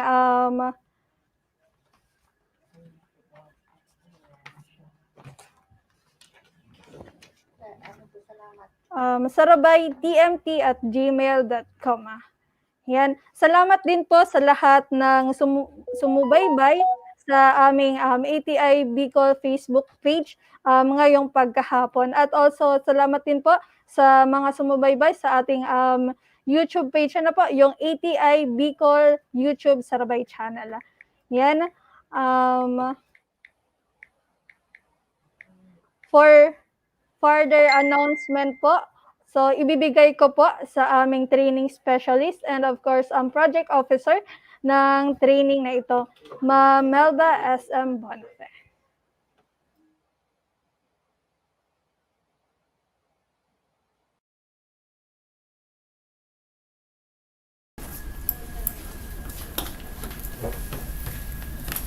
Hello po, magandang hapon po uli sa ating lahat, sa ating mga online viewers. And lalong-lalo na po sa ating mga resource speakers. Ano po, na nagbigay ng oras at nagbahagi ng kanilang expertise para po tayo ay mabigyan ng kaalaman. Lalong-lalo na po yung ating mga moms na buntis. Ano po, so siguro po, hindi naman nasayang ang ating ipinamahagi. Ano po, marami silang natutunan. I-remind lang po namin sa ating mga online viewers yung ating pong registration participants registration form, yung ating feedback, and then yung ating yung evaluation ng ating mga resource speakers. Siguro naman maliwanag po ang kanilang discussions.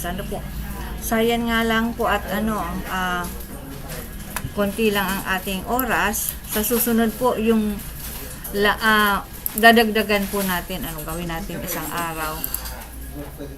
So mag-aantay po kami sa ating mga online viewers. Mag-aantay po kami ng inyong mga isasabit na mga papers, ng mga documents hanggang siguro po hanggang bukas, pwede pa, para po ma-avail nyo yung ating buntis kit, lalong-lalo na po talaga sa ating mga buntis na mga moms. So mag-aantay po kami, masasayang naman po ito, ipamimigay namin. So lang po, pwede nyo po itong mapanood uli itong ating buntis forum sa YouTube at sa ITI FB page. Pwede nyo itong mabalikan. So yung hindi po nakapag-online ngayon, pwede nyo po itong balik-balikan para kung may makalimutan, ma-remind po kayo kung ano ba talaga ang mga dapat nating gawin. Lalo na po yung mga buntis ngayon amidst this coronavirus pandemic. So siguro po at this point in time kami po ay magpapaalam na.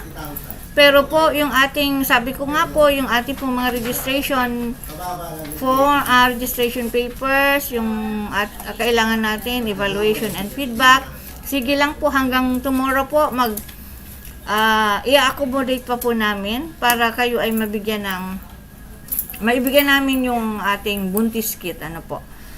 So, muli po sa ating mga resource speakers, kay Dr. Cortero and kay Miss Marilyn, maraming salamat po. Siguro po sa susunod ay pagbibigyan po uli namin, pagbibigyan po kayo na, pagbibigyan nyo po uli kami. So nabubulbul na. So, Hanggang dito na lang po. Maraming salamat po sa ating lahat. And good noon po. Good afternoon. Bye-bye po. Jude. Closing pa. Yan. Maraming salamat po, Ma'am Melbs. Maraming salamat, Ma'am Melbs.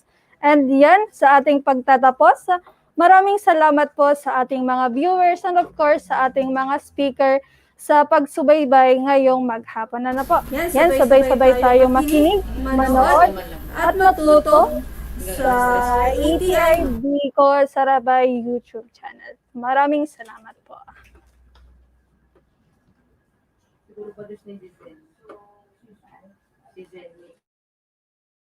Para hiyot po. Shalom.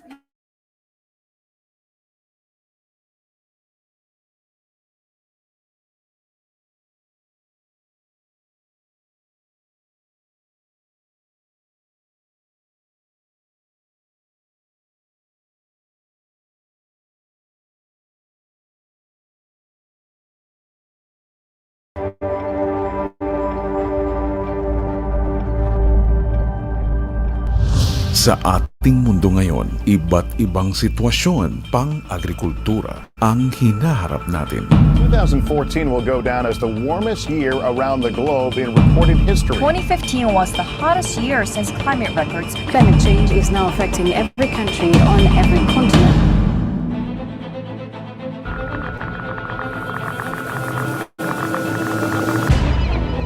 Sobra baha. Mahal mga input, laging lugi. Isang kamig, isang tuka, ang hirap. Gutom inaabot namin. Ayaw ko na magsaka. Handamik nga kayap, nga ure no adatat to, kahit kunada nga. Haan, kami nga kayak nga pa nagtrabaho ta. Siguro, di dahil lipstick ito'y, nga maikap dito'y. Kasi nagbe-venture yung mga anak ng farmers. Kaya instead na magfa-farming sila, lumalabas na eh.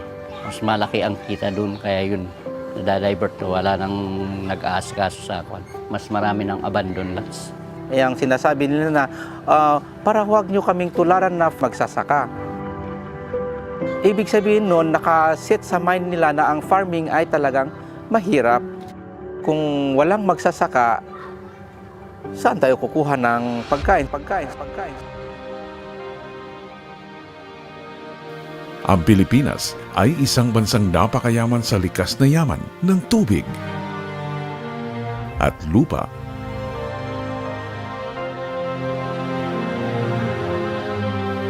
Pagsasaka ang pangunahing hanap buhay.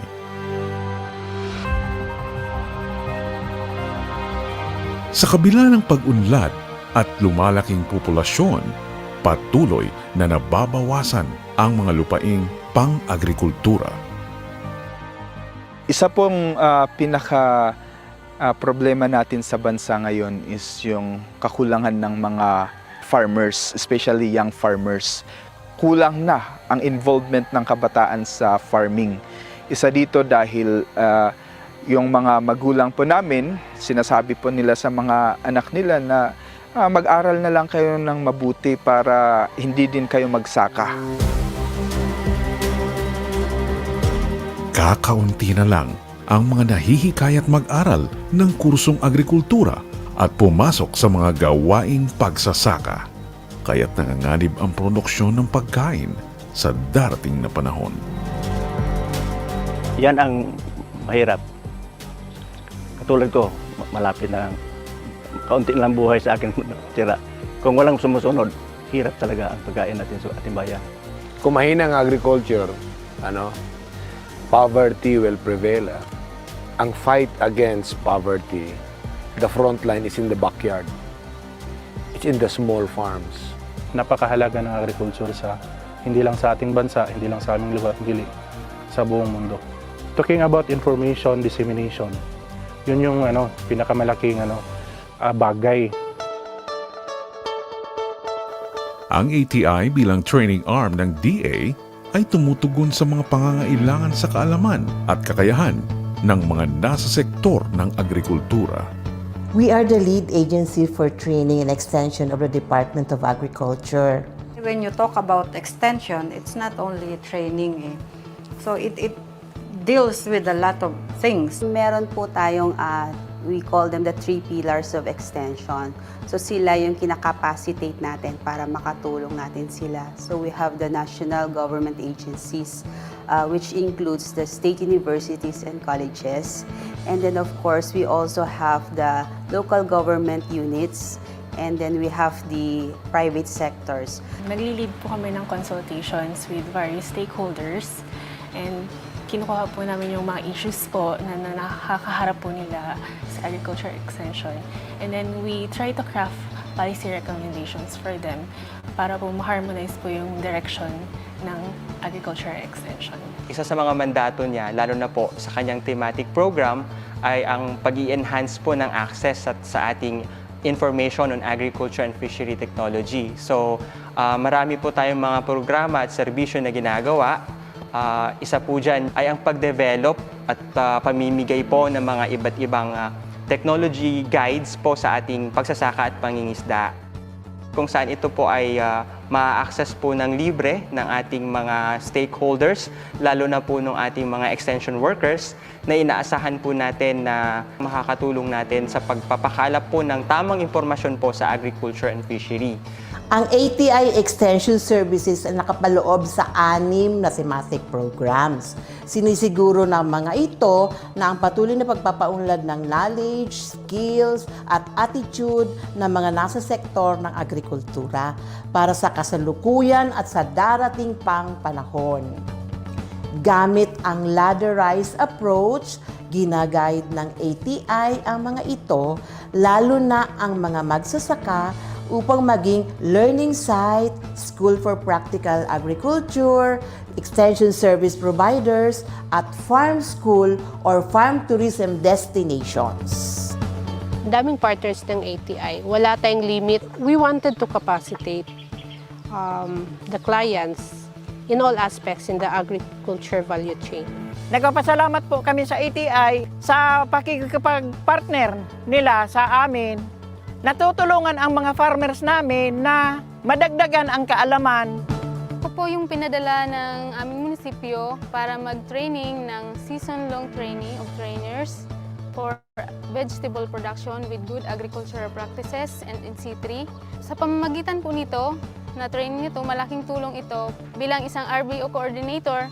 Maibabahagi ko ito sa aking mga farmers organization, lalong-lalo na po yung 4-H Club at saka IPs, na matutunan nila yung mga new technologies sa paggugulayan para ma-increase din yung kanilang yield sa paggugulay. Napakalaking tulong ng ATI kasi talking about information dissemination, yun yung pinakamalaking bagay. Pumunta tayo sa mga eskwelahan, pumunta tayo sa mga barangay to the local level, yung mga purok, at saka pumunta tayo sa mga barangay assembleya para ihayag sa kanila na mayroong mga ganito, mayroong mga pamamaraan na makabago para makatulong sa atin. Laki talagang tulong yung pagtulong sa amin ng ATI kasi binabago nila ang paraan ng aming pagsasaka. Alam naman natin na ang pagsasaka ay mahirap.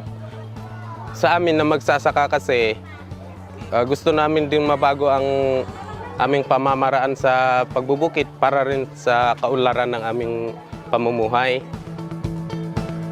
Ang laki namin pasalamat na tulad ng financial support na binigay nyo sa amin, lalo na sa mga taga-ATI at yung mga nagbibigay din ng mga training sa amin.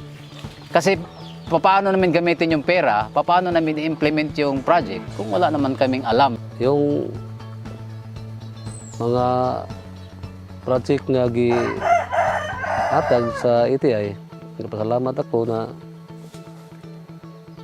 maraming nakatabangan. Kung wala ang ATI, hindi namin makita ang nahitaboong sitwasyon sa aming panginabuhi. I was usually invited by ATI to attend so many trainings with regards sa organic, vegetable production, good agricultural practices. All of this ay yung nagko-contribute dito sa amin. We make the module as pattern sa module ng ATI na organic farming, it takes us 6 months actually for one course to finish. So through the trainings na pinagpuprovide natin with the help of the ATI, ayan, na-encourage ko ngayon itong mga bata to take into agricultural courses. Kasi nakikita nila, meron opportunity and there is growth. Hindi lang sa kabuhayan, kundi sa pagiging professional. In-accredit kami as learning site. And then may support ang ATI on trainings, mga farmers sa community, no? Lalo na yung mga beginner sa farming at saka yung matagal na sa farming na nahihirapan mag-farm. So naging venue yung farm namin and then makita nila yung mga practical technologies na ginagawa namin sa farm. Sinishare namin lahat yung ano yung nasa amin. I-adapt mo lahat yung mga technology na dapat matutunan. Marami ng technology ngayon na pwedeng mag-angat ng iyong ani. Unang-una sa land preparation. Siyempre, andyan na yung ating mga farm mechanization. Gagamit ka ng mga makabagong binhi, mga hybrid. Tapos may mga technology ng mulching, may drip irrigation. Marami, malaking oportunidad niya. Lahat-lahat ng mga practices namin dito talagang nag-grow up kami. So, yun yung masasabi ko na because of ATI na nag-expose sa amin, nag-expose sa aking pamilya, I was able to see the perspective of farming talaga. Nung na-involve kami with farm tours ng ATI, mas nakaka-encourage yung pag-spread ng information about organic farming. Whether it's a small or a big farm, there's always something new to be learned from each and every farmer that we visited. Kasi ang dami nilang words of wisdom, ang dami nilang tips, ang dami nilang encouragement.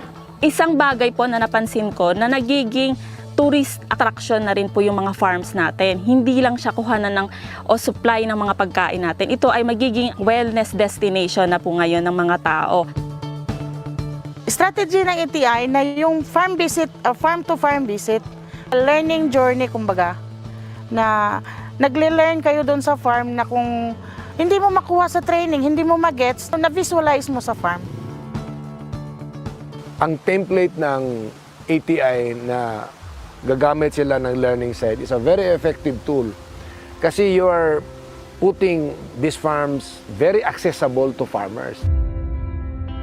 Pamamagitan ng ganito, itutur sa ibang mga farm, katulad ko, meron akong nadidiscover na pwede pala yung gawin sa farm namin, mga technology, ganun. Sa training sa ATI, so napakarami ko talaga na nakuha. Nandyan galing yung mga processing na nalalaman ko. Ang pinaka-importante pag nasa training, i-apply mo lang. Hindi ka yayaman kung hindi ka gumagawa. Pangarap ka lang. Nakikita ko sa iba, nakita ko sa nila, pag gusto kang mag-milyonaryo, dapat gumagawa ka. Ang pera sa agriculture, hindi kinukutkot sa ilalim ng lupa, kundi na stop soil lang. Kinakailangan lang ang passion mo. Turuan mo ang iyong puso na i-love ang agriculture. Pinaparami ng ATI ang mga taong nahihikayat sa pagsasaka. Sila ang nagbibigay inspirasyon sa iba pang mga nasa sektor ng agrikultura